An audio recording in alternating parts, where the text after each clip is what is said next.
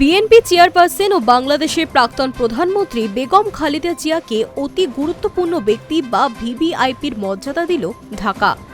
একই সঙ্গে তার নিরাপত্তার দায়িত্ব নিতে বিশেষ নিরাপত্তা বাহিনী স্পেশাল সিকিউরিটি ফোর্স নিয়োগের সিদ্ধান্ত জানাল সরকার।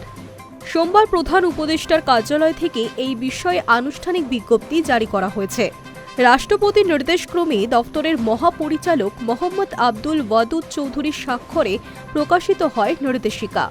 বিজ্ঞপ্তিতে জানানো হয়েছে, স্পেশাল সিকিউরিটি ফোর্স আইন 2021-এর ধারা 2-এর ক অনুযায়ী খালেদা জিয়াকে অতি গুরুত্বপূর্ণ ব্যক্তি হিসেবে ঘোষিত করা হচ্ছে। নির্দেশ কার্যকর হবে অবিলম্বে।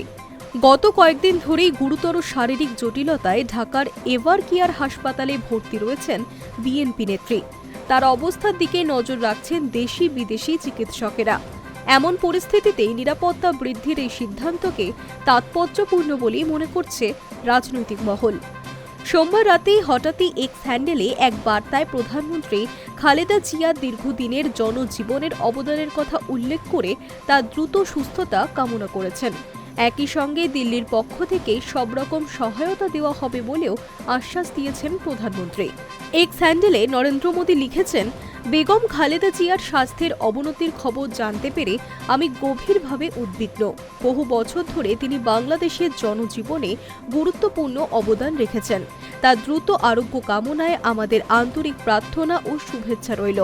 আমরা যেভাবে পারি যে কোনো ধরনের সাহায্য করতে ভারত প্রস্তুত। মোদির এই বার্তা দুই দেশের রাজনৈতিক ও কূটনৈতিক মহলে কৌতূহল তৈরি করেছে। আপাতভাবে এই বার্তা খুবই সাধারণ। প্রতিবেশী রাষ্ট্রের প্রাক্তন প্রধানমন্ত্রী ও রাজনৈতিক নেত্রীর দ্রুত আরোগ্য কামনা করাটাই ভারতীয় প্রধানমন্ত্রীর ক্ষেত্রে দস্তুর।